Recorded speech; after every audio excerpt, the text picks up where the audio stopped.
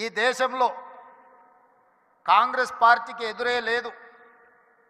బలమైన నాయకురాలుగా శ్రీమతి ఇందిరాగాంధీ గారిని ఎదుర్కొనే వాళ్ళే లేరు.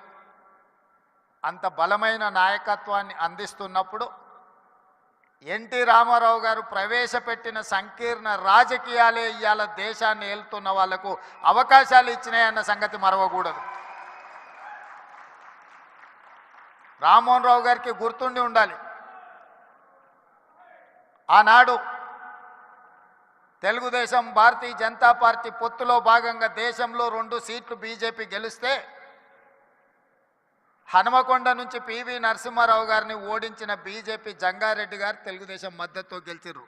దేశంలో 2 సీట్లు బీజేపీ గెలిచిన రోజు 1 సీటు గుజరాత్లో గెలిస్తే 2వ సీటు తెలంగాణలో తెలుగుదేశం పార్టీ ఎన్టీ రామారావు గారి మద్దతుతో గెలిచింది. నేషనల్ ఫ్రంట్ కావచ్చు, యునైటెడ్ ఫ్రంట్ కావచ్చు, ఎన్డీఏ కావచ్చు, ఎప్పుడెప్పుడు అధికారంలోకి వచ్చినా అప్పుడప్పుడు ఎన్టీఆర్ ఆలోచన సంకీర్ణ రాజకీయాలే ఈరోజు వాళ్ళందరూ కూడా అధికారంలో ఉండడానికి అవకాశం వచ్చింది. అందుకే ఈరోజు మిత్రులారా, మీరు రాణించే విషయంలో వ్యవసాయం నుంచి డాక్టర్లుగా, లాయర్లుగా, ఐటీ నిపుణులుగా, అమరావతి నుంచి సిలికాన్ వ్యాలీ వరకు మీ కృషిని ఎవరు కాదనలేరు. ఇవాళ సత్యనాదెన్ల నుంచి మొదలు పెడితే చాలామంది కొత్తగా వచ్చే పెద్ద పెద్ద మల్టీనేషనల్ కంపెనీలో సీఈఓలుగా మన వాళ్ళు చాలామంది ఉన్నారు.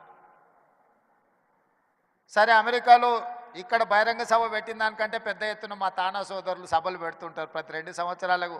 తప్పకుండా ఇప్పటివరకు ఎప్పుడూ నేను వెళ్తూనే కలుస్తూనే వస్తున్నా.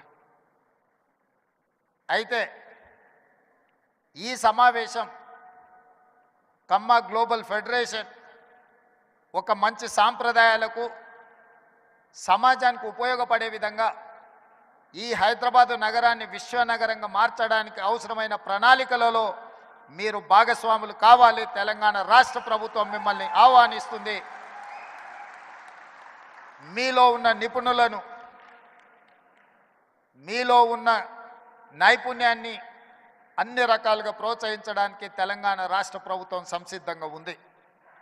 ఎలాంటి భేషజాలు అక్కర్లేదు.